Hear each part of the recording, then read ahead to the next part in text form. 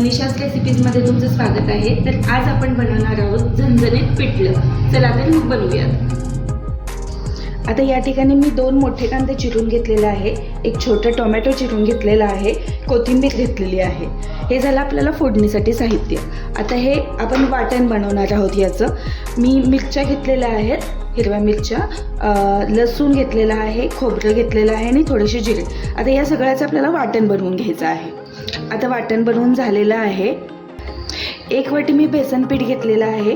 तरी अशा गुठळ्या होऊ नयेत म्हणून, आपण जेव्हा बेसन हटतो तेव्हा गुठळ्या होऊ नयेत म्हणून मी एक ट्रिक सांगणार आहे।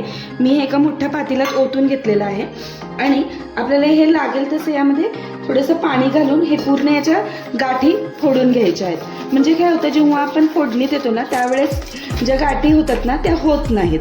आता तुम्ही मी फोडणीत येताना बघतालच थोडं थोडं पाणी ओतून मी हे गुठळ्या फोडून घेतलेल्या आहेत। आता आपण पिठल्याला फोडणी देऊन घेऊयात।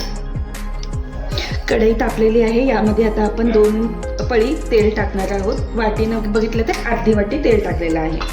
आता यामध्ये तेल गरम झालं की आपण यामध्ये टाकणार आहोत जिरे। तेल गरम झालेलं आहे, यामध्ये मी जिरे टाकलेले आहेत थोडेसे। जिरे चांगले तडतडलेत। आता आपण यामध्ये एक कांदा टाकणार आहोत। कांदा चांगला परतून घ्यायचा आहे। कांदा परतून झालेला आहे। आता यामध्ये आपण 1 छोटा चमचा हळद टाकणार आहोत। आता यामध्ये आपण हे जे वाटण केलेलं आहे ते टाकून घेणार आहोत। वाटण चांगलं परतून घ्यायचं आहे। 1-2 मिनिटं मी हे वाटण परतून घेतलेलं आहे। आता यामध्ये मी एक छोटासा टोमॅटो चिरून घेतला आहे, तो टाकणार आहे।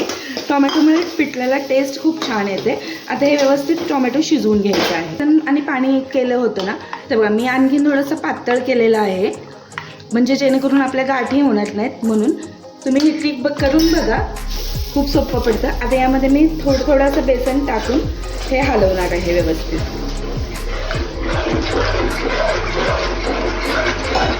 आता यामध्ये टाकूयात आपण चवीपुरतं मीठ। आता असं सतत ढवळत राहायचं आहे आपल्याला 1-2 मिनिट। तुम्हाला वाटलं तर हे असं जसं पिठलं घट्ट होत जाईल ना, थोडंसं तुम्ही पाणी ॲड केलं तरी देखील चालेल। गॅस बारीक ठेवून हे सतत असं ढवळत राहायचं आहे, जेणेकरून ते कढईला खाली चिटकणार नाही। तुम्ही बघू शकता इथं गाठ माझी एक पण झालेली नाही आहे। असं सतत त्याला ढवळत राहायचं।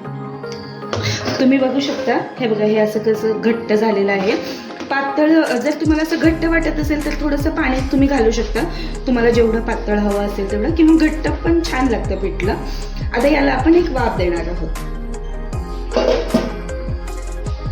1 मिनिट झालेलं आहे, वाफ चांगली बसलेली आहे। आता आपण बघूयात।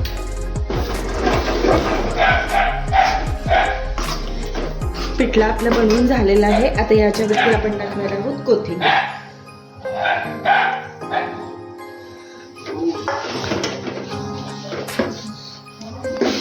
मस्त असं झणझणीत पिठलं आपलं बनवून झालेलं आहे। तर तुम्हाला माझी ही रेसिपी कशी वाटली ते मला कमेंट्स करून नक्की सांगा आणि अशा पद्धतीचं पिठलं तुम्ही नक्की बनवून पहा। थँक्यू।